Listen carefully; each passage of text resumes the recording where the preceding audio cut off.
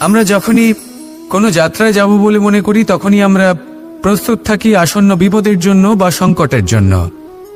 যেমন যদি আমাদের মনে হয় যে আজকের পরিবেশ খুব ঠান্ডা হবে, তাহলে আমরা গরম বস্ত্র ধারণ করি বা সেটাকে সাথে নিয়ে যাই। যদি মনে হয় যে বৃষ্টি হতে পারে বা বৃষ্টি হয়ে চলেছে আমরা দেখছি, তাহলে আমরা একটা ছাতা সাথে নিয়ে নিই। আমরা প্রস্তুত থাকতে চাই এবং এটাই উচিত, এবং সেই কারণেই আমরা যাত্রায় সাফল্য লাভ করি।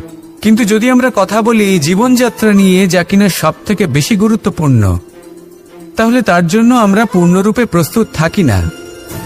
আশেপাশের মানুষ, এই সমাজ, আমাদের সাথী, আমাদের মিত্ররা যে কোনো মুহূর্তে বদলে যেতে পারেন। সেই জন্য আমরা নিজেদেরকে কখনো সাবধান করি না, কখনোই নিজেদের প্রস্তুত করি না। আমাদের এটা কখনোই মনে হয় না যে এরকম হতে পারে, আর সেই কারণেই শেষে গিয়ে আমরা অত্যন্ত দুঃখ পাই। একটা অমূল্য শিক্ষা আছে যেটা আমাদের লাভ করা উচিত। সতর্ক থাকা উচিত। এই জীবনযাত্রার জন্য শুধুমাত্র এই পরিবেশের বিষয়ে তথ্য সংগ্রহ করা বা তাকে অনুমান করা এটুকু হলেই চলবে না। আমাদের আশেপাশের মানুষজনকে দেখতে হবে, তাদের স্বভাব পরিস্থিতির ওপর নজর রাখতে হবে। যখন তারা রং পাল্টাচ্ছেন নজর রাখতে হবে, তা অত্যন্ত আবশ্যক। পরিবর্তন আপনার জীবনে অবশ্যম্ভাবী। সঠিকভাবে তার সম্মুখীন হন। আসুন আমার সাথে ভালোবেসে বলুন, রাধা রাধা।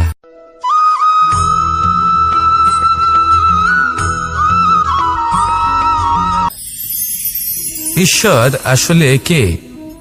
সংসারের বেশিরভাগ মানুষের কাছে ঈশ্বর হলেন এই সংসারের রচয়িতা, পালনকর্তা। কারোর কাছে উনি জ্ঞাতা, কারোর কাছে উনি হলেন আস্থার প্রতীক, আবার কারোর জন্য শুধুমাত্র অন্ধবিশ্বাস। কিন্তু এই ঈশ্বর কি কোনো শরীর, নাকি একটা বোধ, নাকি শুধুই শ্রদ্ধা? ঈশ্বর হলেন তিনি যিনি হলেন আপনার ইষ্ট। সেই জন্যই তো গুরু, মাতা, পিতা এনাদেরও ঈশ্বরই বলা হয়েছে। যাদেরকে আমরা ঈশ্বর বলে মনে করি, যারা আমাদের ইষ্ট, তারা আমাদের একটি পথ দেখান, একটি দিকে চালিত করেন। সেই পথে চলে আপনি শুভ কর্ম করতে পারেন। আর যখন কোনো ব্যক্তি তার ঈশ্বরের আদেশ পালন করেন, তখন সে নিজে থেকেই শুভ পথে অগ্রসর হয়ে যান। বেশ কয়েকজন মানুষ ঈশ্বরের ওপর আস্থা রাখেন এবং ভাবেন যে অনুচিত কোনো কাজ করা উচিত নয়, ঈশ্বর দেখছেন। ওনারা ভয় পান যে কোনো অনুচিত কর্ম করলে কে জানে তার পরিণাম কি হবে। এমন অনেক ব্যক্তি রয়েছেন যারা ঈশ্বরকে বিশ্বাস করেন এবং জানেন যে ঈশ্বর তাদেরকে দেখছেন, তাই যে যে শুভকর্ম ওনারা করেছেন তার ফল তারা অবশ্যই পাবেন। এবার আপনি ভয় পেয়ে ঈশ্বরকে বিশ্বাস করবেন, নাকি বিশ্বাসের দ্বারা ঈশ্বরকে বিশ্বাস করবেন, সেই সিদ্ধান্ত আপনারই। কিন্তু হ্যাঁ, যদি আপনার মনে ঈশ্বরের জন্য কোনো স্থান থাকে, যদি আপনার কোনো ইষ্ট থাকেন, যদি আপনি কাউকে ঈশ্বর মনে করেন, যার প্রত্যেক আদেশ আপনি পালন করে থাকেন, তাহলে বলি ঈশ্বর কখনো আপনাকে অনুচিত পথে চালিত করবেন না। আসুন আমার সাথে ভালোবেসে বলুন, রাধা রাধা।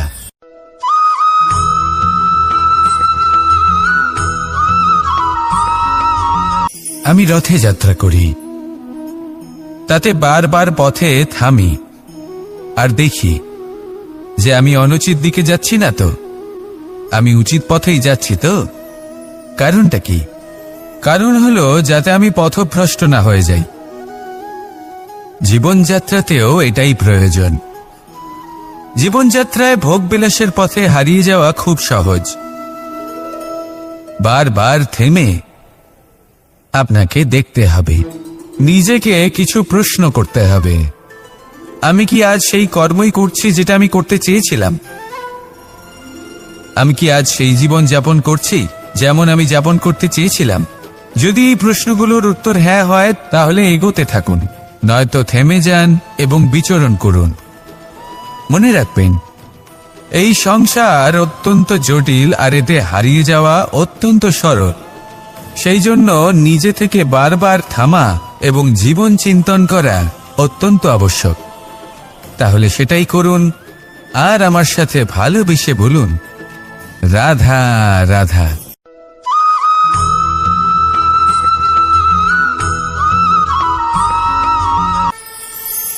কথায় আছে যে স্বপ্ন এবং লক্ষ্য হলো একটি মুদ্রারই দুটি দিক।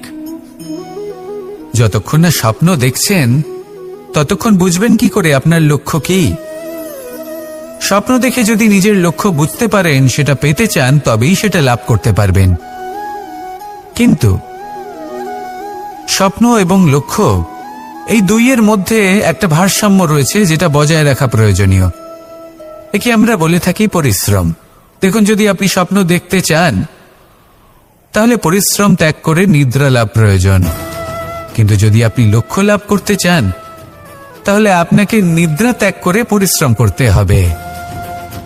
তাই আলস্য ত্যাগ করুন এবং সিদ্ধান্ত নিন যে আপনি কি চান।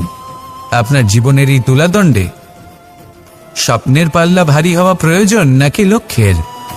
আমার মতে এই দুইয়ের মধ্যে যদি ভারসাম্য বজায় রাখেন তবে পথ নিজে থেকেই সামনে আসবে। শুধু সেই পথে অগ্রসর হতে থাকুন এবং আমার সাথে ভালোবেসে বলুন, রাধা রাধা।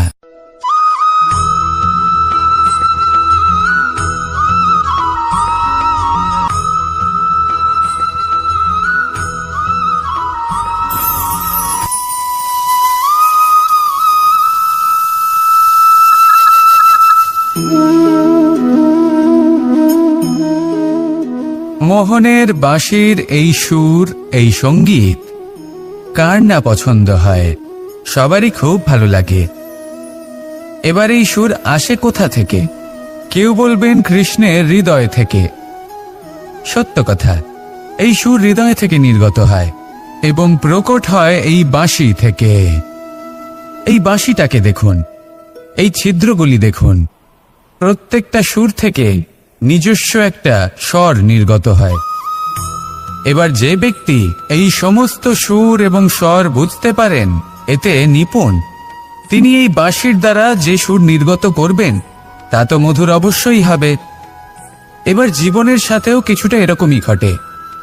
জীবনের কিছু নীতি থাকে, অর্থ, কুটুম্ব এবং আধ্যাত্মিক। যদি জীবনের প্রত্যেকটা মুহূর্ত সুখময় হয় এরকম আপনি চান, তাহলে এই তিনটি নীতিতে আপনাকে নিপুণ হতে হবে। কোনো একটি বিশেষ নীতির প্রতি যদি আপনি বেশি ঝুঁকে পড়েন তাহলে বাকি দুই নীতি থেকে যা সুখ লাভ করা সম্ভব তা পারবেন না।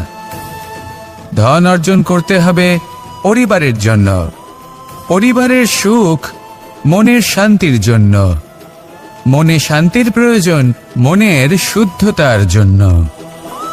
যখন এই মন শুদ্ধ হবে, জীবন শুদ্ধ হবে, পবিত্র হবে, সুন্দর হবে এবং ভালোবেসে বলবে, রাধা রাধা।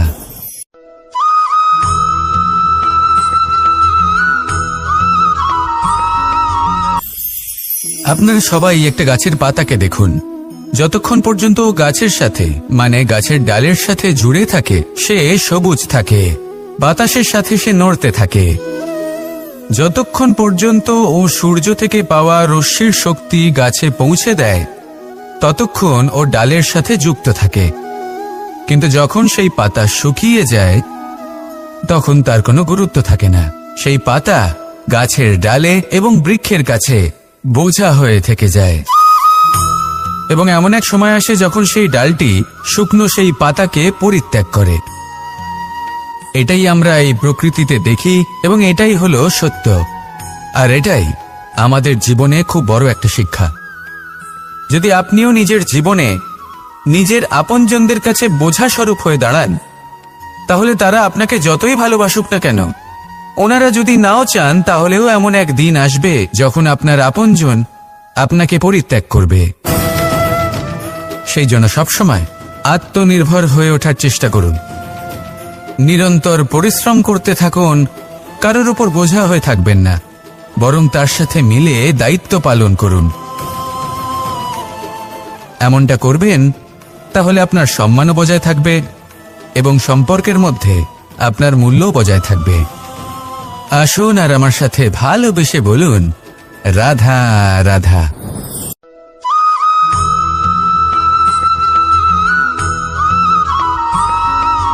এই শুকনো পাতাটিকে দেখুন, নিষ্প্রাণ হয়ে পড়েছে। কোনো একটা সময় এই পাতাটি একটা গাছের ডালে ছিল। সেই গাছ ওর লালন পালন করত। যখন যখন বাতাস বইত, এই পাতায় কম্পন দেখা দিত, মনকে প্রফুল্ল করে তুলত। কোনো একদিন এই পাতা গাছের ডাল থেকে ঝরে পড়ে গেল। নিঃসন্দেহে ও নিজের স্বাধীনতা পেল, কিন্তু আস্তে আস্তে শুকিয়ে গেল, নিষ্প্রাণ হয়ে গেল। দেখুন, আমি এই কথা বলছি না যে স্বাধীনতা অনুচিত, কখনোই না। কিন্তু যে কোনো পরিস্থিতিতে স্বাধীন হতে চাওয়া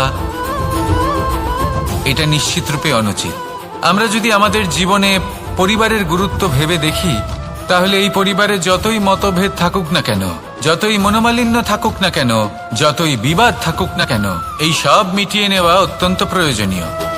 সেই সবকিছু সমাপ্ত করা অত্যন্ত প্রয়োজনীয়। কখনো এই পরিবারকে ভাঙতে দেবেন না, কখনো এই পরিবার থেকে দূরে চলে যাবেন না। এই পরিবার হলো আমাদের জীবনের একটা অমূল্য সম্পদ, অমূল্য এক আশ্রয়, যা এই সংসারে হয়তো কোথাও আপনি পাবেন না। তাই একে আগলে রাখুন। ভেবে নিন আপনি পাতা আর আপনার পরিবার সেই গাছ। আসুন আমার সাথে ভালোবেসে বলুন, রাধা রাধা।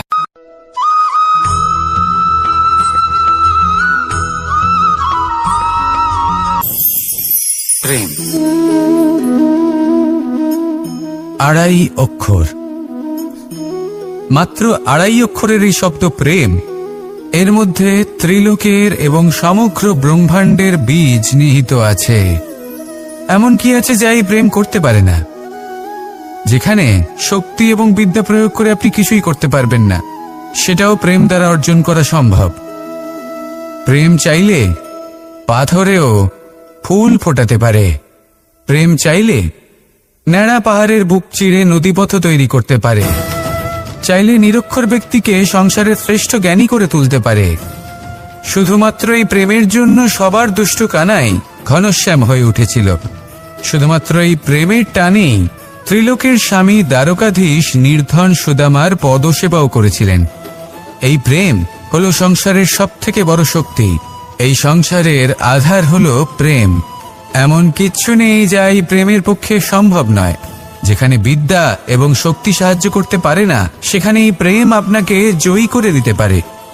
তাহলে আসুন আর আমার সাথে ভালোবেসে বলুন, রাধা রাধা।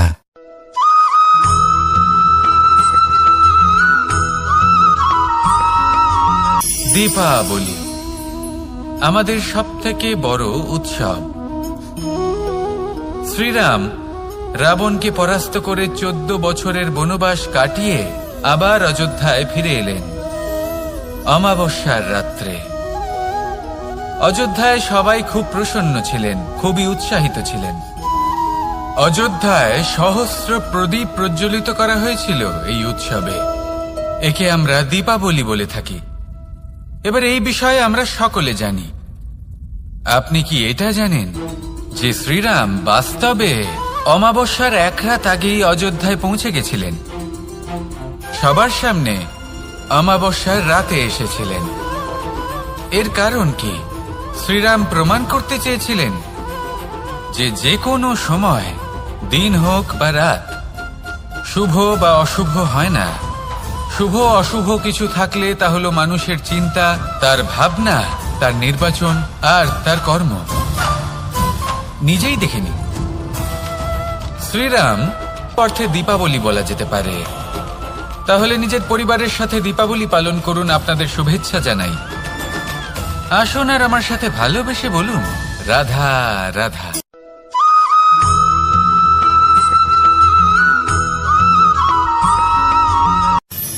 মানুষের এই জীবন, মানুষ জন্ম নেয়, একটা নির্দিষ্ট সময়ের পরে এই সংসার ত্যাগ করে চলেও যায়। এবার শুধু এটাই আবশ্যক নয় যে এই জীবনকালকে আপনি যাপন করবেন, শুধু এটাই গুরুত্বপূর্ণ নয়। আবশ্যক এবং গুরুত্বপূর্ণ হলো এটা যে এই জীবনকালে আপনি এমন কিছু করেন যাতে এই সংসারের মঙ্গল হয়, যাতে এই সংসার আপনাকে মনে রাখে। আপনার থেকে প্রেরিত হয়, আপনার মতো হতে চায়, প্রত্যেক বছর আপনার জন্মতিথির অপেক্ষা করে, এমনভাবে আপনার জন্মদিন পালন করে যাতে সেটা মহোৎসবের আকার ধারণ করে। এবার এই জন্মদিন এমনি এমনি মহোৎসবে পরিণত হয় না। তখন হয় না যখন কোনো ব্যক্তি রাজার রূপে বা কোনো গোয়ালার রূপে জন্মগ্রহণ করে। তখন পরিণত হয় যখন একজন মানুষ জন্মগ্রহণের পরে এই সংসারকে কোনো শিক্ষা দিয়ে যান। কিভাবে একজন মানুষ গোয়ালা থেকে রাজা হতে পারে, কিভাবে একজন মানুষ অসত্য থেকে সত্যের পথে চলতে শুরু করেন, অধর্ম থেকে ধর্মের পথে চালিত হতে পারেন, কিভাবে অন্ধকার থেকে প্রকাশের দিকে যেতে পারেন, কিভাবে নিজের আত্মাকে পরমাত্মার সাথে মিলিত করতে পারেন। তা সে রামনবমী হোক বা জন্মাষ্টমী হোক, তাদের জীবনের সাথে জড়িত প্রত্যেক মুহূর্ত একটা পরবের আকার ধারণ করে। তাহলে আপনিও এইভাবে নিজের জীবন যাপন করতে থাকুন। এই সংসারে শুধু ভালোবাসা বিতরণ করুন, কিছুটা এমনভাবে বিতরণ করুন যাতে আপনি এই সংসার থেকে চলে যাওয়ার পরেও এই সংসারে আপনি শুধুই ভালোবাসা বিতরণ করতে পারেন। যদি আপনি এরকম করেন, সংসারকে প্রেরণা দেন, তাহলে আপনার জীবনও রাধা কৃষ্ণের প্রেমের মতোই অলৌকিক এবং দৈব হয়ে উঠবে। আসুন আর আমার সাথে ভালোবেসে বলুন, রাধা রাধা।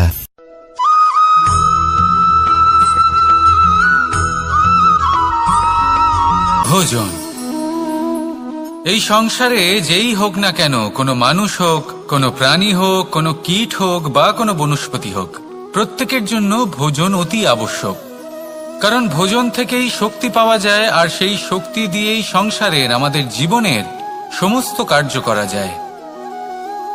এবার এমন এক ধরনের শক্তি হয় যা শীতের ঋতুতে সূর্য থেকে আমরা পেয়ে থাকি, আর আরেক ধরনের উত্তাপ হয় যা দিয়ে ভোজন রান্না করা হয়, সুস্বাদু নানান ধরনের ভোজন।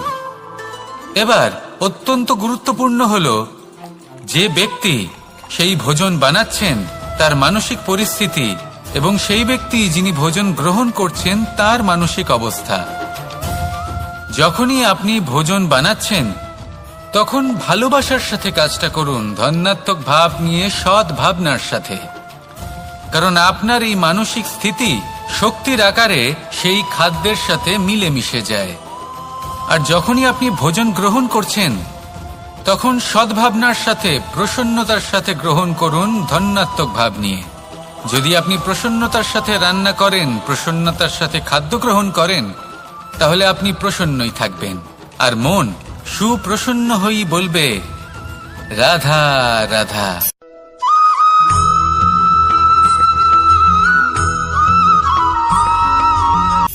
কথায় আছে সংসারে নাকি সকল রোগের ওষুধ আছে।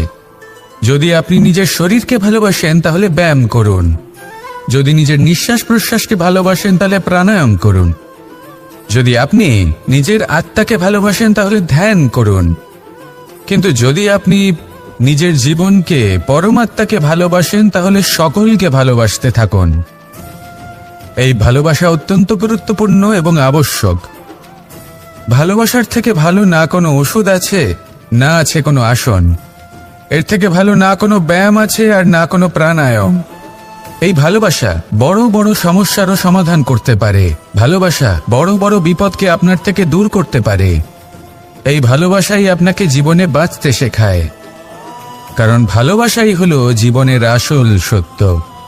তাহলে আসুন আর আমার সাথে ভালোবেসে বলুন, রাধা রাধা।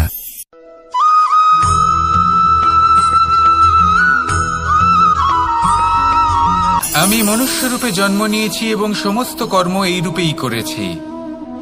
কিন্তু আশ্চর্যের বিষয় হলো যে আজও মানুষ আসেন এবং হাত জোর করে প্রার্থনা করেন যেন আমি ওনাদের সহায়তা করি। আপনাদের একটা কথা বলতে চাই, আমি সকলকে সাহায্য করতে পারবো না, কিন্তু আমি শিক্ষা অবশ্যই দিতে পারবো, জ্ঞান প্রদান করতে পারবো। এমন কিছু জ্ঞান যার ভিত্তিতে মানুষ যা চাইবেন তাই লাভ করতে পারবেন যদি সঠিক কর্ম করতে থাকেন। যখন কংসের অসুররা, আপনি অবশ্যই লাভ করবেন। আর এই মন সুপ্রসন্ন হয়ে বলবে, রাধা রাধা।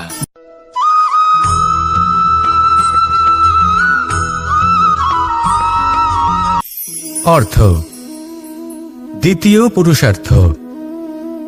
এই অর্থ বলতে বেশিরভাগ মানুষই ধন মনে করেন, কিন্তু যদি অর্থের তাৎপর্য শুধুমাত্র ধন হয় তাহলে তা কিন্তু অত্যন্ত অনর্থকারী। তাহলে অর্থের অর্থ কি? অর্থ সেটাই যা আমাদের জীবনের জন্য প্রয়োজনীয়, যা আমাদের সুখ দান করে, শান্তি প্রদান করে, কারণ সেটাই সবথেকে মূল্যবান। মাতা পিতা, বন্ধু, আত্মীয় স্বজন, গুণ, পুণ্য, জ্ঞান, এই সব কিছু মিলে অর্থ তৈরি হয়। আর সঠিকভাবে বলতে গেলে এটাই কিন্তু জীবনের আসল অর্থ। তাহলে আসুন আমার সাথে ভালোবেসে বলুন, রাধা রাধা।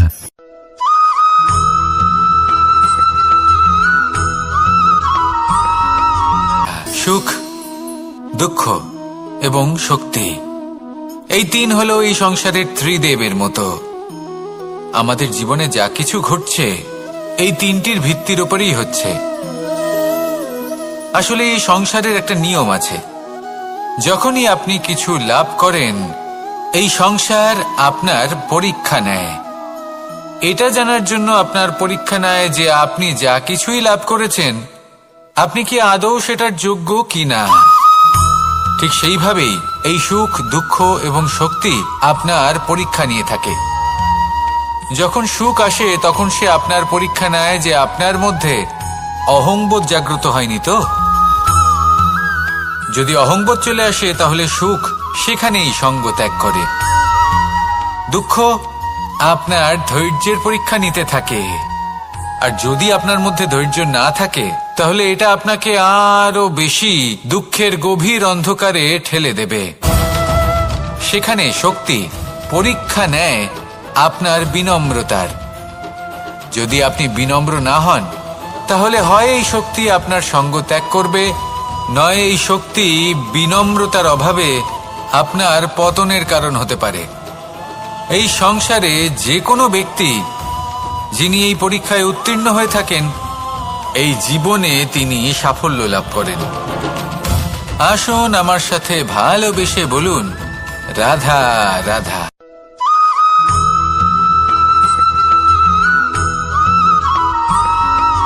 দিশা আমাদের পথ প্রদর্শন করে,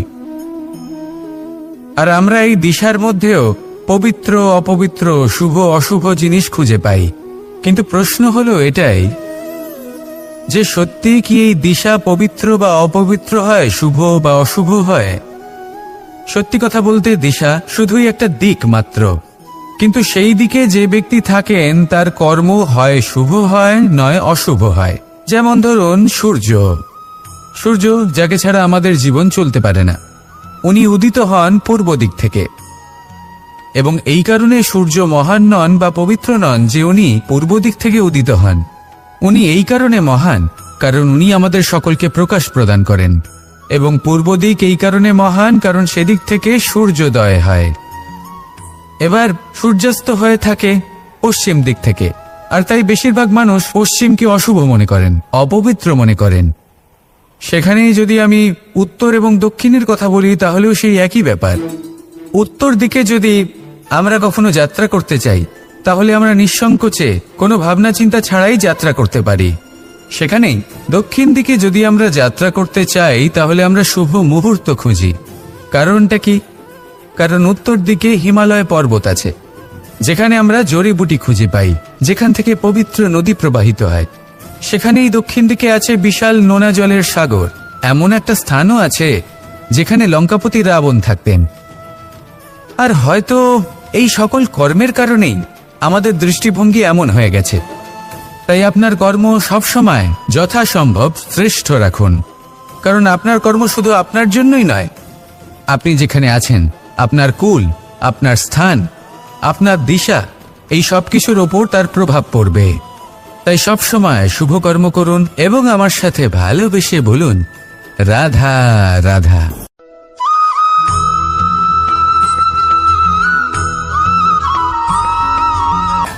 একবার একটা শেয়াল বনে বিচরণ করছিল। ও একটা ছোট্ট শাবক দেখতে পেল। ও ভাবলো, আজ একেই আমি খাবার হিসেবে গ্রহণ করব। আশেপাশে দেখলো কেউ দেখছে না, তো কেউ ছিল না। আর সেই শাবকের ওপর আক্রমণ করলো, যা হলো একটা ঘোর অপরাধ। বনের নিয়ম অনুসারে আপনি কখনোই শাবকের ওপর আক্রমণ করতে পারেন না। তারপর এই খবরটা যখন রাজা সিংহ জানতে পারলেন, সভার আয়োজন করলেন। কিন্তু সেখানে শেয়াল বলল, আমি তো এরকম কিছু করিনি। কিন্তু যদি আপনি এরকম বলেন, কোনো প্রমাণ দিন, এর কোনো সাক্ষী আছে? তখন রাজা সিংহ পেঁচাকে ডেকে পাঠালেন, যে সেই মুহূর্তে বৃক্ষের শাখার ওপর বসেছিল। সে সব কিছু দেখেছিল। পেঁচা সব সত্যি কথা বলল, আর শেয়ালকে মৃত্যুদণ্ড দেয়া হলো। এবার এই কাহিনী আমি আপনাকে কেন শোনালাম? কারণ মানুষও কখনো কখনো এরকম কর্ম করেন যা শিয়াল করেছে। এটা ভাবেন কেউ দেখছে না, যখন আমি অনুচিত কর্ম করতেই পারি। কিন্তু না, আপনি যাই করুন না কেন, কেউ না কেউ অবশ্যই তা দেখছে। কোনো ব্যক্তি না হলেও কোনো প্রাণী, না হলে কোনো যক্ষ বা দেব বা প্রেত। যদি এনারা কেউ না দেখেন, তাহলে ধরিত্রী মাতা দেখেন, যেখানে দাঁড়িয়ে আপনি সেই কর্ম করছেন, তাই না? তাই একটা কথা সবসময় মনে রাখবেন, কে দেখছেন কে দেখছেন না সেই বিষয়ে ভাবা ছেড়ে দিন। এটা খুব সহজ কথা। আপনি যদি উচিত কর্ম করেন, উচিত ফল পাবেন। যদি অনুচিত কর্ম করেন, তাহলে আপনি অনুচিত ফল অবশ্যই পাবেন। সেই জন্য উচিত পথে চলতে থাকুন, উচিত কর্ম করতে থাকুন, আর আমার সাথে ভালোবেসে বলুন, রাধা রাধা।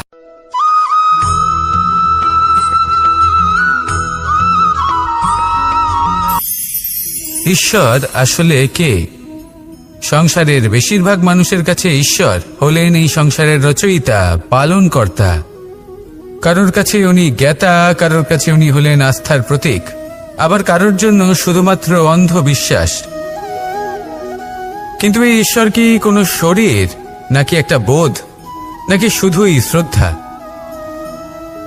ঈশ্বর হলেন তিনি, যিনি হলেন আপনার ইষ্ট। সেই জন্যই তো গুরু, মাতা, পিতা এনাদেরও ঈশ্বরই বলা হয়েছে। যাদেরকে আমরা ঈশ্বর বলে মনে করি, যারা আমাদের ইষ্ট, তারা আমাদের একটি পথ দেখান, একটি দিকে চালিত করেন। সেই পথে চলে আপনি শুভ কর্ম করতে পারেন। আর যখন কোনো ব্যক্তি তার ঈশ্বরের আদেশ পালন করেন, তখন সে নিজে থেকেই শুভ পথে অগ্রসর হয়ে যান। বেশ কয়েকজন মানুষ ঈশ্বরের ওপর আস্থা রাখেন এবং ভাবেন যে অনুচিত কোনো কাজ করা উচিত নয়, ঈশ্বর দেখছেন। ওনারা ভয় পান যে কোনো অনুচিত কর্ম করলে কে জানে তার পরিণাম কি হবে। এমন অনেক ব্যক্তি রয়েছেন যারা ঈশ্বরকে বিশ্বাস করেন এবং জানেন যে ঈশ্বর তাদেরকে দেখছেন। তাই যে যে শুভকর্ম ওনারা করেছেন, তার ফল তারা অবশ্যই পাবেন। এবার আপনি ভয় পেয়ে ঈশ্বরকে বিশ্বাস করবেন, নাকি বিশ্বাসের দ্বারা ঈশ্বরকে বিশ্বাস করবেন, সেই সিদ্ধান্ত আপনারই। কিন্তু হ্যাঁ, যদি আপনার মনে ঈশ্বরের জন্য কোনো স্থান থাকে, যদি আপনার কোনো ইষ্ট থাকেন, যদি আপনি কাউকে ঈশ্বর মনে করেন, যার প্রত্যেক আদেশ আপনি পালন করে থাকেন, তাহলে বলি, ঈশ্বর কখনো আপনাকে অনুচিত পথে চালিত করবেন না। আসুন আমার সাথে ভালোবেসে বলুন, রাধা রাধা।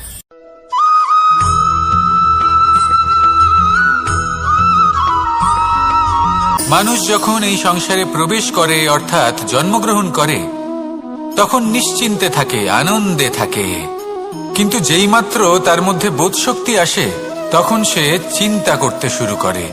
চিন্তা ভবিষ্যতের, সেই সমস্ত বিষয় নিয়ে চিন্তা করে যা ওর হাতে নেই। তারপর বড় হয়, বিবাহ সম্পন্ন হয়, গৃহস্থ জীবন যাপন করে, তারপর আবার চিন্তায় মগ্ন হয়ে যায়। ভাবে, এই যে আমার পরিবার, আমি কি ঠিকমতো তার খেয়াল রাখতে পারছি? কাল যখন আমি এই সংসার থেকে চলে যাব, তখন আমার এই পরিবারের দেখাশোনা কে করবে? শেষ পর্যন্ত এই পরিবার তো আমারই উত্তরদায়িত্ব। যাক, আপনাকে একটা প্রশ্ন করি। এই সংসারে আসার পূর্বে আপনি কি এই প্রশ্ন করেছিলেন? এটা ভেবেছিলেন যে আমাকে ছাড়া এই সংসার কিভাবে চলবে, করেননি তাই তো? তাই আপনার এটা নিয়ে দুশ্চিন্তা করার প্রয়োজন নেই যে আপনি যখন এই সংসার ত্যাগ করে চলে যাবেন তখন কি হবে। আপনি যখন ছিলেন না তখনও এই সংসার চলছিল, আপনি যখন এই সংসার ত্যাগ করবেন তখনও এই সংসার চলতে থাকবে। যদি কোনো বিষয়ের প্রভাব থাকে তা হলো আপনার আজকের তথা বর্তমানের কর্ম, অর্থাৎ আজ আপনি কি করছেন, কার জন্য মঙ্গল করছেন, কাকে প্রেরণা দিচ্ছেন, কাকে সাহায্য করছেন, কোন উদাহরণ প্রস্তুত করছেন। আপনি এই সংসারে যে ছবি অঙ্কন করবেন সংসার সেটাই মনে রাখবে। তাহলে শুধু সৎকর্ম করুন, মঙ্গল করতে থাকুন, আর আমার সাথে ভালোবেসে বলুন রাধা রাধা।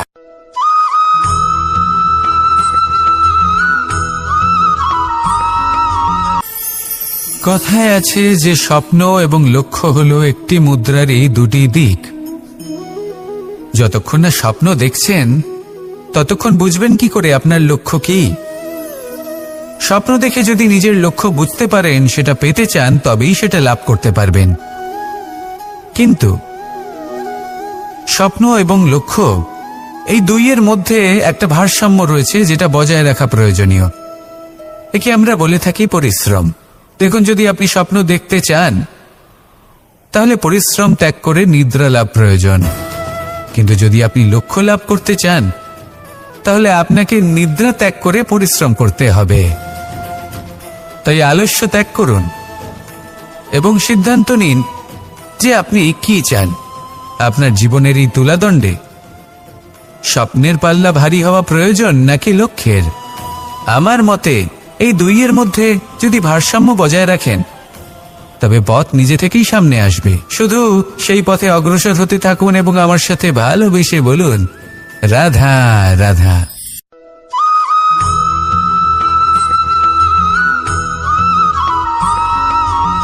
সংসারে আমাদের জীবনে যখন কোনো সুখ বা দুঃখ আসে তার জন্য আমরা কাউকে না কাউকে অবশ্যই দায়ী করে থাকি, তাই না?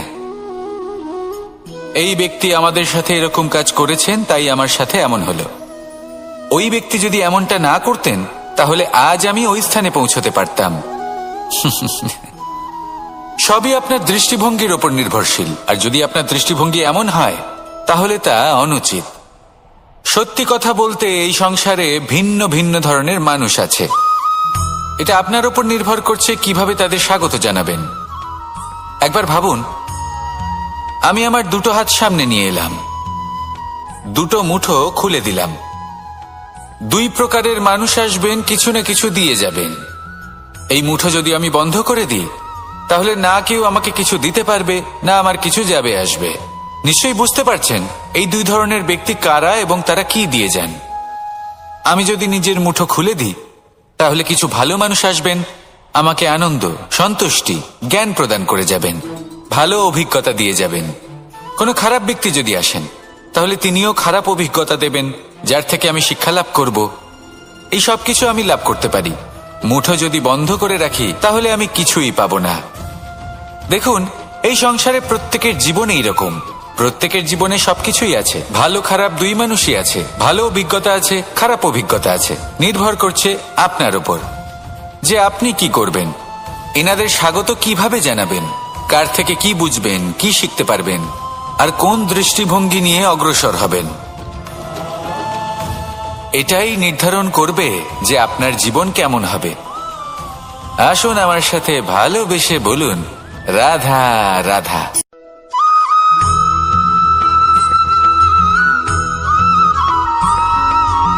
আমরা যখনই কোনো যাত্রায় যাব বলে মনে করি তখনই আমরা প্রস্তুত থাকি আসন্ন বিপদের জন্য বা সংকটের জন্য। যেমন যদি আমাদের মনে হয় যে আজকের পরিবেশ খুব ঠান্ডা হবে তাহলে আমরা গরম বস্ত্র ধারণ করি বা সেটাকে সাথে নিয়ে যাই। যদি মনে হয় যে বৃষ্টি হতে পারে বা বৃষ্টি হয়ে চলেছে আমরা দেখছি, তাহলে আমরা একটা ছাতা সাথে নিয়ে নিই। আমরা প্রস্তুত থাকতে চাই এবং এটাই উচিত, এবং সেই কারণেই আমরা যাত্রায় সাফল্য লাভ করি। কিন্তু যদি আমরা কথা বলি জীবনযাত্রা নিয়ে, যা কিনা সব থেকে বেশি গুরুত্বপূর্ণ, তাহলে তার জন্য আমরা পূর্ণরূপে প্রস্তুত থাকি না। আশেপাশের মানুষ, এই সমাজ, আমাদের সাথী, আমাদের মিত্ররা যে কোনো মুহূর্তে বদলে যেতে পারেন। সেই জন্য আমরা নিজেদেরকে কখনো সাবধান করি না, কখনোই নিজেদের প্রস্তুত করি না। আমাদের এটা কখনোই মনে হয় না যে এরকম হতে পারে, আর সেই কারণেই শেষে গিয়ে আমরা অত্যন্ত দুঃখ পাই। একটা অমূল্য শিক্ষা আছে যেটা আমাদের লাভ করা উচিত, সতর্ক থাকা উচিত। এই জীবনযাত্রার জন্য শুধুমাত্র এই পরিবেশের বিষয়ে তথ্য সংগ্রহ করা বা তাকে অনুমান করা এটুকু হলেই চলবে না। আমাদের আশেপাশের মানুষজনকে দেখতে হবে, তাদের স্বভাব পরিস্থিতির ওপর নজর রাখতে হবে। যখন তারা রং পাল্টাচ্ছেন নজর রাখতে হবে, তা অত্যন্ত আবশ্যক। পরিবর্তন আপনার জীবনে অবশ্যম্ভাবী, সঠিকভাবে তার সম্মুখীন হন। আসুন আমার সাথে ভালোবেসে বলুন, রাধা রাধা।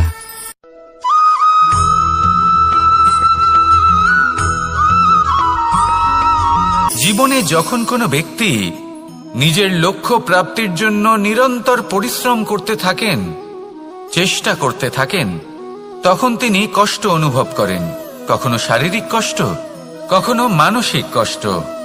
এবার উনি এটা ভাবতে থাকেন যে আমি কি উচিত করছি নাকি অনুচিত করছি।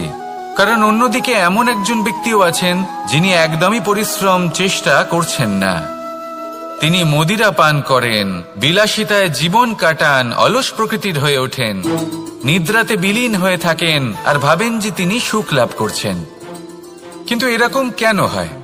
কারণ যখন আমরা সৎ পথে থাকি, উচিত পথে চলি, লক্ষ্য প্রাপ্ত করার জন্য চেষ্টা করতে থাকি, তখন আমাদের ভেতরে থাকা নেতিবাচক শক্তি এবং পাপ এই দেহকে ত্যাগ করে দেয়। আর এই অনুভূতিটাই আমাদের দুঃখের অনুভূতি দেয়, কষ্ট দেয়।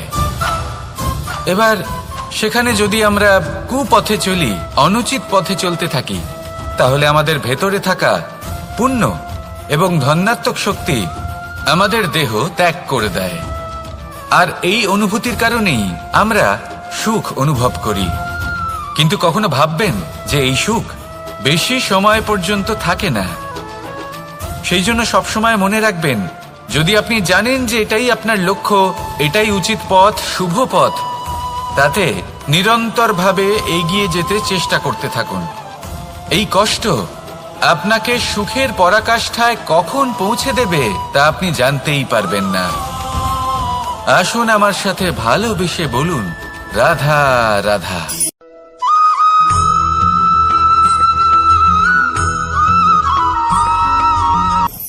আমি রথে যাত্রা করি, তাতে বারবার পথে থামি আর দেখি যে আমি অনুচিত দিকে যাচ্ছি না তো, আমি উচিত পথেই যাচ্ছি তো। কারণটা কি? কারণ হলো যাতে আমি পথভ্রষ্ট না হয়ে যাই। জীবনযাত্রাতেও এটাই প্রয়োজন। জীবনযাত্রায় ভোগবিলাসের পথে হারিয়ে যাওয়া খুব সহজ। বারবার থেমে আপনাকে দেখতে হবে, নিজেকে কিছু প্রশ্ন করতে হবে। আমি কি আজ সেই কর্মই করছি যেটা আমি করতে চেয়েছিলাম? আমি কি আজ সেই জীবন যাপন করছি যেমন আমি যাপন করতে চেয়েছিলাম? যদি এই প্রশ্নগুলোর উত্তর হ্যাঁ হয়, তাহলে এগোতে থাকুন, নয়তো থেমে যান এবং বিচরণ করুন। মনে রাখবেন, এই সংসার অত্যন্ত জটিল আর এতে হারিয়ে যাওয়া অত্যন্ত সরল। সেই জন্য নিজে থেকে বারবার থামা এবং জীবন চিন্তন করা অত্যন্ত আবশ্যক। তাহলে সেটাই করুন আর আমার সাথে ভালোবেসে বলুন, রাধা রাধা।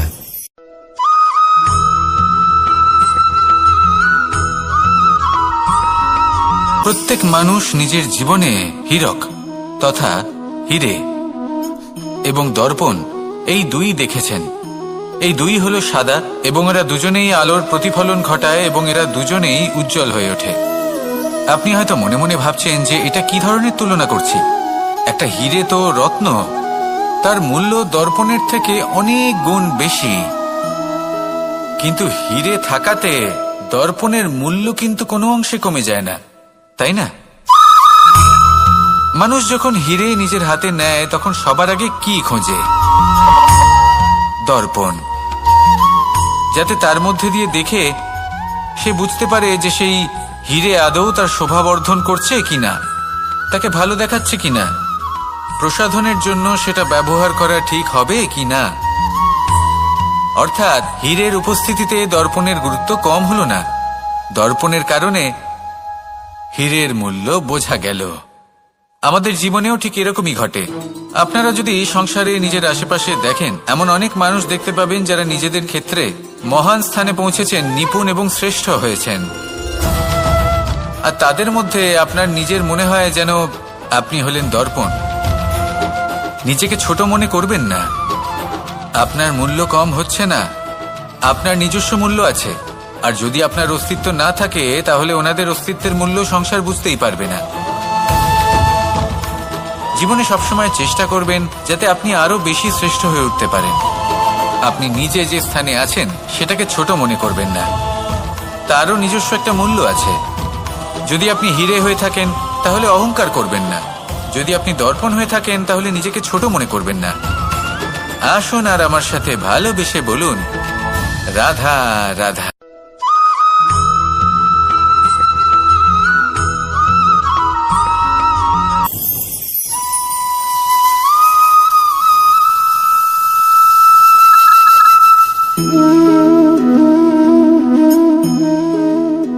মোহনের বাঁশির এই সুর, এই সঙ্গীত কার না পছন্দ হয়, সবারই খুব ভালো লাগে।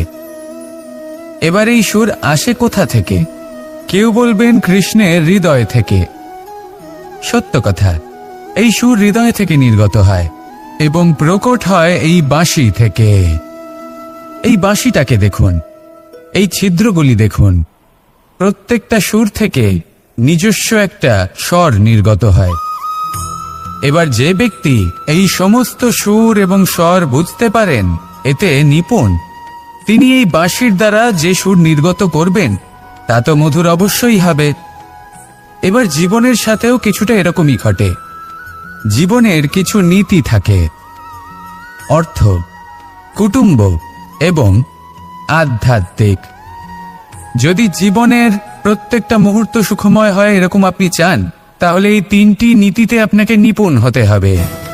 কোনো একটি বিশেষ নীতির প্রতি যদি আপনি বেশি ঝুঁকে পড়েন, তাহলে বাকি দুই নীতি থেকে যা সুখ লাভ করা সম্ভব তা পারবেন না। ধন অর্জন করতে হবে পরিবারের জন্য, পরিবারের সুখ মনের শান্তির জন্য, মনে শান্তির প্রয়োজন মনের শুদ্ধতার জন্য। যখন এই মন শুদ্ধ হবে, জীবন শুদ্ধ হবে, পবিত্র হবে, সুন্দর হবে এবং ভালোবেসে বলবে, রাধা রাধা।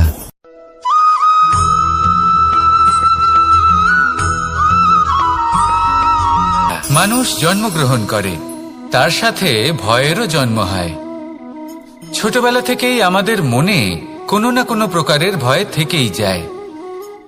কেউ এই বিষয়ে ভয় পায় যে তার কোনো বস্তু তার থেকে দূরে চলে যাবে, কেউ এই বিষয়ে ভয় পায় যে আমি নিজেকে হারিয়ে ফেলব, কেউ এই ভেবে ভয় পায় যে আমার প্রিয়জনেরা তারা যেন আমার থেকে দূরে না চলে যায়, কেউ এই ভেবে ভয় পায় যে আমরা যেন পথ না হারিয়ে ফেলি, আদি ইত্যাদি। কিন্তু সত্যি কথা বলতে, ভেবে দেখুন এই ভয় বাস্তবে কি? শুধুই একটা মনস্থিতি, আর কিছুই নয়। যা কিছু আপনি জীবনে পেয়েছেন তা একদিন আপনাকে হারাতে হবে। এই জীবন হলো আপনারই, কিন্তু তাও একদিন সমাপ্ত হবে। তাই ভয় পেয়ে কি লাভ? এই ভয় শুধু আপনাকে জীবন যাপন করা থেকে বাধা দিচ্ছে, আর কিচ্ছু নয়। পথ হারিয়ে ফেললেই বুঝতে পারবেন যে নতুন পথ কিভাবে বানাতে হয়। কিছু মানুষকে জীবন থেকে হারালে তবেই আপনি বুঝবেন যে আপনার আপনজনকে। এই ভয়ের কারণে ভীত হয়ে থাকবেন না। এই তারা নক্ষত্র অন্ধকারের অভাবে গুরুত্ব হারায়। শিবকেও মহাদেব হওয়ার জন্য বিষপান করতে হয়েছিল। প্রত্যেক পরিস্থিতি, প্রত্যেক সাফল্য আপনার পরীক্ষা নেবে, তাতে উত্তীর্ণ হওয়া হলো আপনার কর্ম। যখনই আপনি ভয় পাবেন বা সংকটের সম্মুখীন হবেন, তখন সাহসের সাথে তার সম্মুখীন হন। মনে রাখবেন, যে সম্মুখীন হতে জানে সাফল্য তার সাথে সবসময় থাকে। আসুন আর আমার সাথে ভালোবেসে বলুন, রাধা রাধা।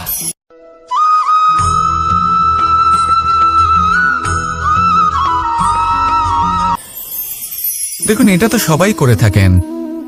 ধনের কামনা করা, ধন অর্জন করা, ঈশ্বরকে ধন্যবাদ জানানো, সবাই করেন, কিন্তু ফল সবাই পান না। কারণ বেশিরভাগ মানুষই পেছনে ফিরে তাকিয়ে এটা ভাবেন যে আমরা তো জীবনটা যাপনই করলাম না। এই জীবনে সবকিছু আছে, সম্পত্তি আছে, স্বাচ্ছন্দ্য আছে, সাফল্য আছে, শুধু সুখ আর শান্তি নেই। এবার এরকমটা কেন হয়? এর পেছনে কারণটা কি?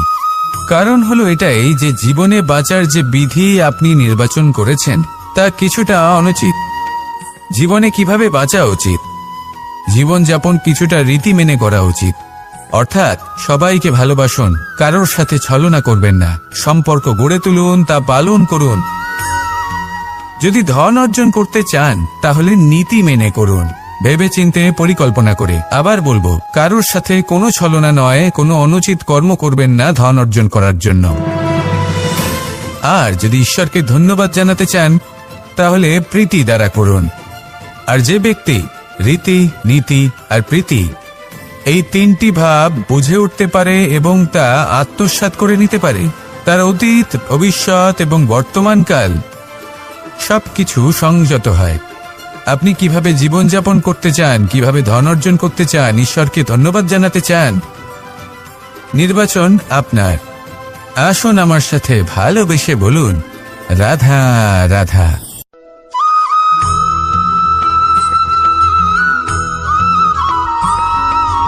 এই সংসারে সবথেকে বেশি কোমল বস্তু হলো রেশম।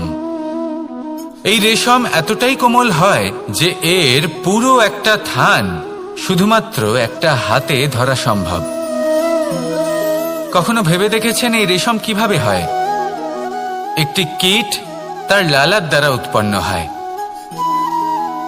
এই কীট সেই রেশমকে পাক দিতে থাকে, পাক দিতেই থাকে, আর আস্তে আস্তে তার মধ্যেই জড়িয়ে পড়ে।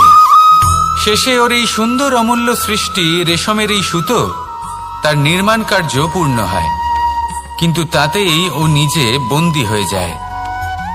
নিজেরই মায়াজালের এই বন্দী গৃহে নিজেই ফেঁসে যায়।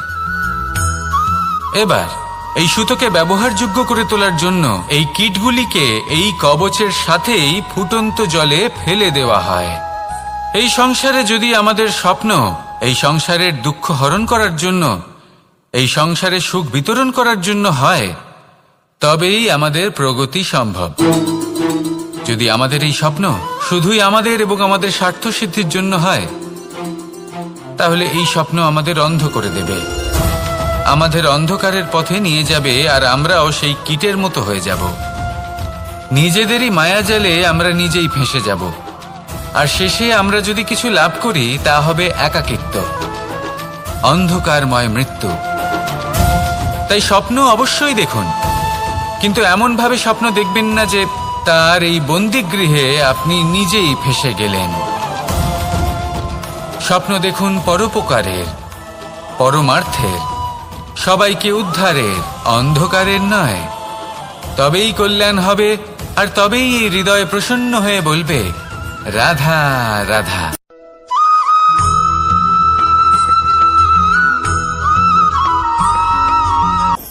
কখনো কোনো বৃক্ষকে দেখেছেন? এই ধরিত্রী থেকে ততটুকুই জল নেয় যতটুকু তার প্রয়োজন। কোনো প্রাণীকে দেখুন, এই প্রকৃতি থেকে ততটুকুই খাবার গ্রহণ করবে যতটুকু তার খিদে রয়েছে। খিদে মিটে গেলে আর খাবে না। এবার মনুষ্যকে দেখুন, সে নিজের জীবনে যা কিছু পেয়েছে, বস্তু, ধন, খাবার, শক্তি, প্রয়োজনের থেকে অনেক বেশি লাভ করার চেষ্টা করে থাকে। প্রয়োজনের থেকে বেশি যদি পেয়েও যায় তাহলেও তার কম মনে হয়। এবার এরকম ঠিক কেন হয়? এর পেছনের কারণ কি?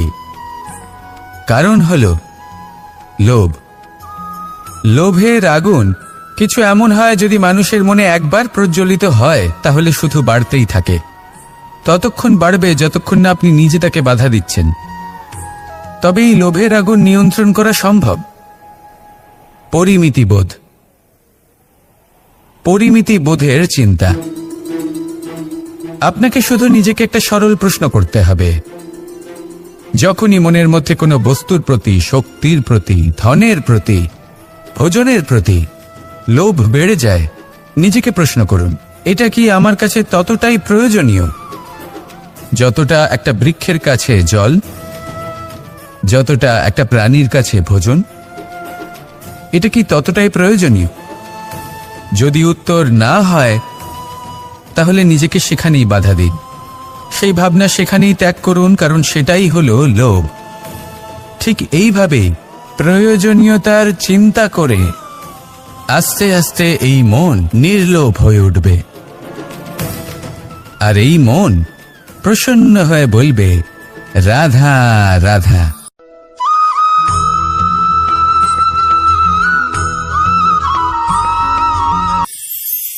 মানুষ যখনই কোনো কাজ করেন তখন ওনার মনে একটা প্রশ্ন অবশ্যই আসে যে এই কাজের পরে লোকে নিন্দা করবে নাকি প্রশংসা করবে। এই বিষয়ে ভাবতে ভাবতে ওনারা এটা বুঝতে ভুলে যান যে নিন্দা এবং প্রশংসার বিষয় ভেবে ওনারা নিজেদের একাগ্রতা এবং সমর্পণ দুটোই হারিয়ে ফেলেন। নিন্দা হবে ভেবে ভয় পাওয়ার কি প্রয়োজন? নিন্দাতে অনুচিত কি আছে? উচিত দৃষ্টিভঙ্গি দিয়ে ভেবে দেখুন। নিন্দা এবং প্রশংসা এই দুটোই হলো অনিবার্য। নিন্দা যখনই হয় তখন যে যাই বলুক না কেন, আপনি একটা সুযোগ লাভ করেন, একটা সুযোগ নিজের ভুল বুঝতে পারার, সেটা শুধরে নিতে পারেন, নিজের পথ বদলে নিতে পারেন আর সাফল্যের পথে অগ্রসর হতে পারেন। একটা শিক্ষা পাওয়া যায় এই নিন্দা দ্বারা। আর যখন প্রশংসা লাভ হয় তখন আমাদের মন আনন্দে ভরে ওঠে। এই দুটোই অত্যন্ত প্রয়োজনীয়। সেই জন্য নিন্দা এবং প্রশংসার এই খেলায় জীবনের অঙ্কটা বদলে ফেলবেন না, সেটা অনুচিত হবে। কারণ জীবন না শুধু নিন্দার বিষয় আর না শুধু প্রশংসার, জীবন হলো আত্মিক সুখের বিষয়। যখন আপনি কোনো শ্রেষ্ঠ কাজ করেন, আপনার মন আপনাকে বলে দেবে যে আজ আপনি কোনো শুভ কাজ করেছেন। সেটাই হলো আত্মিক সুখ, এটাই হলো জীবন। তাই নিন্দার মাধ্যমে যে দুঃখ জীবনে আসে বা ফেলে আসা অতীতের জন্য আপনার জীবনে যে দুঃখ আসে, সেগুলো ভাবা বন্ধ করে দিন আর কর্ম করুন এই বর্তমানের জন্য, আগামী ভবিষ্যতের জন্য। আসুন আমার সাথে ভালোবেসে বলুন, রাধা রাধা।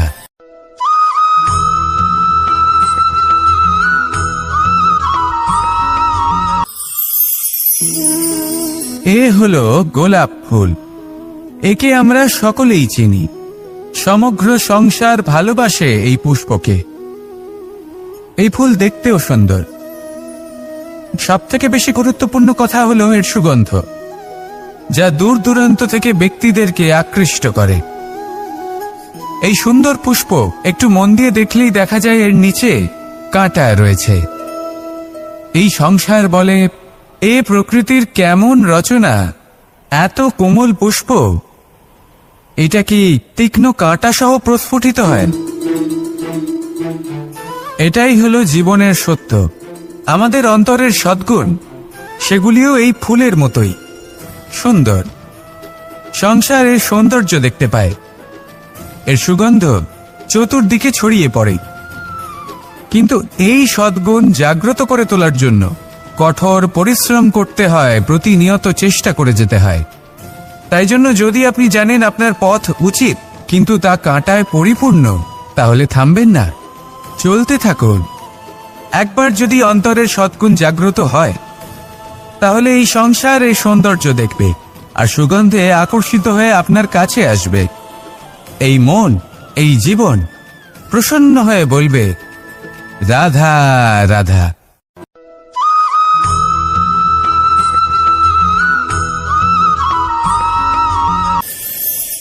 প্রত্যেকটি মানুষ জীবনে কখনো না কখনো এই কথাটা নিশ্চয়ই শুনেছেন যে ভাগ্যের থেকে বেশি আর সময়ের পূর্বে কিছুই পাওয়া যায় না। আর এটা সত্যিও বটে, কিন্তু এর থেকেও বড় একটা সত্যি আছে, আর সেটা হলো যে আপনি নিজেই নিজের ভাগ্য রচনা করতে পারেন নিজের কর্মের দ্বারা। যেমন ধরুন, যদি আপনার ভাগ্যে কোনো জিনিস না থাকে তাহলে সেটা এসেও চলে যাবে, আর যদি ভাগ্যে কিছু থাকে তাহলে তা নিজেই আসবে, যদি আপনি সেই কর্ম করেন। যেমন ধরুন পাণ্ডবরা, ওনাদের জীবন কি ছিল, ওনাদের সাথে কি হয়েছিল? ওনাদের পিতা বনবাসী হয়েছিলেন, অকাল মৃত্যু লাভ করেছিলেন। এবার এটাই যদি ওনারা নিজেদের ভাগ্য বলে মেনে নিতেন আর কিছুই না করতেন, তাহলে মহাভারতের সেই যুদ্ধে জয়লাভ করে সমস্ত ভূমণ্ডলের স্বামী কি করে হয়ে উঠতেন? অর্থাৎ হতে পারে সিংহ বনের রাজা, কিন্তু শিকার নিজে পায়ে হেঁটে তার কাছে আসে না। সেই ভোজন লাভ করার জন্য সিংহকে কর্ম করতেই হয়। তাহলে আপনার ভাগ্যে যেটা আছে সেটা আসবে, কিন্তু কর্মের জোরে আসবে। তাই কর্ম করতে থাকুন আর আমার সাথে ভালোবেসে বলুন, রাধা রাধা।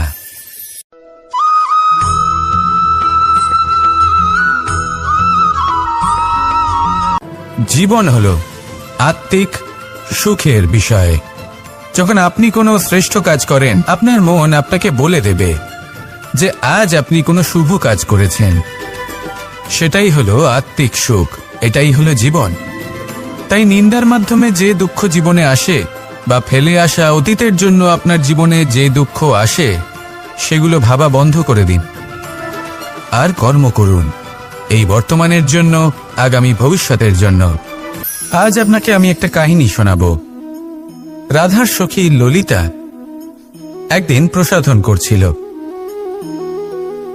ও দর্পণে নিজেকে দেখল, আর তখন ওর প্রসাধন ওর ভালো লাগলো না। ও বারংবার নিজের প্রসাধন বদলাতে থাকলো আর দর্পণের দিকে তাকালো।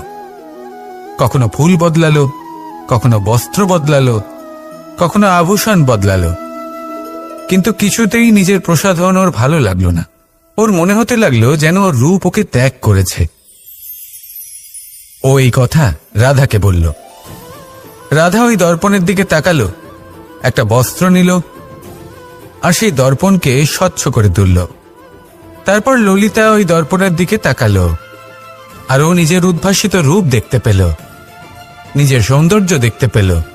তাৎপর্য মালিন্য দর্পণে ছিল, তার রূপে নয়। ঠিক সেইভাবেই এই দর্পণের মতোই হলো আমাদের মন। যদি এতে মালিন্য থাকে, তাহলে এই সংসারের সবকিছুই মলিন বলে মনে হবে। আপনি যদি এই সংসারের সৌন্দর্য দেখতে চান, এই সংসারের শুভ কি সেটা জানতে চান, তাহলে নিজের মনকে স্বচ্ছ করে তুলুন। আসুন আমার সাথে ভালোবেসে বলুন, রাধা রাধা।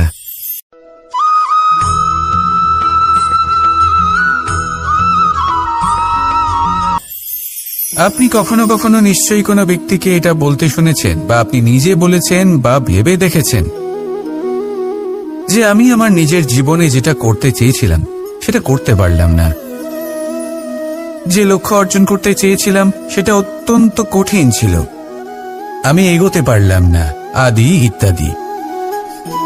আমরা সবাই কখনো না কখনো ভাবি যে লক্ষ্য আমরা নির্ধারণ করেছি সেটা আমাদের পক্ষে অত্যন্ত কঠিন, প্রায় অসম্ভব।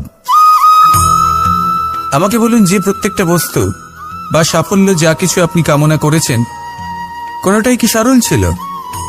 নির্বাচনের সময় সেটা সরল ছিল না, সেই জন্যই আপনি সেই লক্ষ্যটা নির্বাচন করেছেন। কারণ সংসারের যে কোনো বস্তু বা কোনো সাফল্য যদি খুব সহজে পাওয়া যায় বা কম চেষ্টা করেই লাভ করা যায়, সেটা আমাদের ততটা সন্তুষ্ট করে না।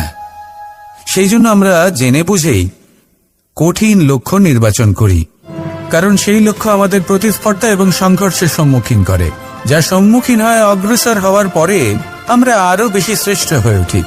সেই জন্য কিছু অসম্ভব কিনা সেই বিষয় চিন্তা করবেন না, শুধু অগ্রসর হতে থাকুন, নিজের কর্ম করুন, সেই লক্ষ্যকে প্রাপ্ত করুন আর আমার সাথে ভালোবেসে বলুন, রাধা রাধা।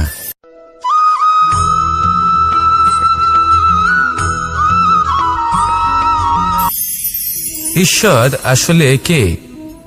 সংসারের বেশিরভাগ মানুষের কাছে ঈশ্বর হলেন এই সংসারের রচয়িতা, পালনকর্তা। কারোর কাছে উনি জ্ঞাতা, কারোর কাছে উনি হলেন আস্থার প্রতীক, আবার কারোর জন্য শুধুমাত্র অন্ধ বিশ্বাস। কিন্তু এই ঈশ্বর কি কোনো শরীর নাকি একটা বোধ, নাকি শুধুই শ্রদ্ধা? ঈশ্বর হলেন তিনি যিনি হলেন আপনার ইষ্ট। সেই জন্যই তো গুরু, মাতা, পিতা এনাদেরও ঈশ্বরই বলা হয়েছে। যাদেরকে আমরা ঈশ্বর বলে মনে করি, যারা আমাদের ইষ্ট, তারা আমাদের একটি পথ দেখান, একটি দিকে চালিত করেন। সেই পথে চলে আপনি শুভ কর্ম করতে পারেন। আর যখন কোনো ব্যক্তি তার ঈশ্বরের আদেশ পালন করেন, তখন সে নিজে থেকেই শুভ পথে অগ্রসর হয়ে যান। বেশ কয়েকজন মানুষ ঈশ্বরের ওপর আস্থা রাখেন এবং ভাবেন যে অনুচিত কোনো কাজ করা উচিত নয়, ঈশ্বর দেখছেন। ওনারা ভয় পান যে কোনো অনুচিত কর্ম করলে কে জানে তার পরিণাম কি হবে। এমন অনেক ব্যক্তি রয়েছেন যারা ঈশ্বরকে বিশ্বাস করেন এবং জানেন যে ঈশ্বর তাদেরকে দেখছেন, তাই যে যে শুভকর্ম ওনারা করেছেন তার ফল তারা অবশ্যই পাবেন। এবার আপনি ভয় পেয়ে ঈশ্বরকে বিশ্বাস করবেন নাকি বিশ্বাসের দ্বারা ঈশ্বরকে বিশ্বাস করবেন, সেই সিদ্ধান্ত আপনারই। কিন্তু হ্যাঁ, যদি আপনার মনে ঈশ্বরের জন্য কোনো স্থান থাকে, যদি আপনার কোনো ইষ্ট থাকেন, যদি আপনি কাউকে ঈশ্বর মনে করেন, যার প্রত্যেক আদেশ আপনি পালন করে থাকেন, তাহলে বলি ঈশ্বর কখনো আপনাকে অনুচিত পথে চালিত করবেন না। আসুন আমার সাথে ভালোবেসে বলুন, রাধা রাধা।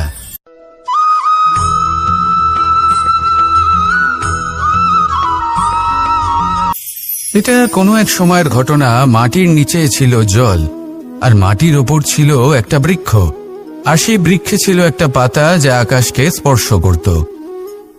যখনই কোনো ব্যক্তি আসতেন, সেই পাতাকে দেখে তার প্রশংসা করতেন।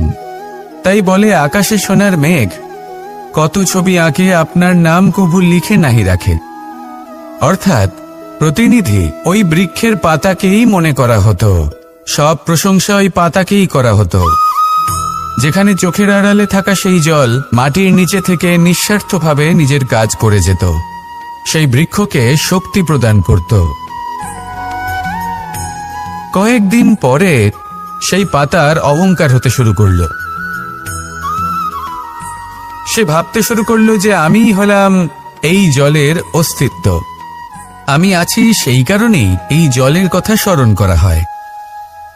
আর কিছুদিন পরে সেই বৃক্ষ সেই জল শোষণ করা বন্ধ করে দিল, এবং সর্বপ্রথম মৃত্যু হলো সেই পাতার। সেই পাতা যা আকাশকে স্পর্শ করছিল তা ঝরে মাটিতে পড়ে গেল, আর প্রত্যেক ব্যক্তি তার ওপর দিয়ে হেঁটে চলে যেত, তাকে দেখে আর কেউ প্রশংসা করত না। সেই জন্য জীবনে কখনো অহংকার করবেন না, বিশেষ করে তাদের কখনো অহংকার প্রদর্শন করবেন না যাদের কারণে আপনি সাফল্য লাভ করেছেন, যারা আপনার জীবনের আধার। চিরকাল তাদের প্রতি কৃতজ্ঞ থাকুন, তাদের সাথে সম্পর্ক বজায় রাখুন, তাদের সাহায্য করুন, আর আমার সাথে ভালোবেসে বলুন, রাধা রাধা।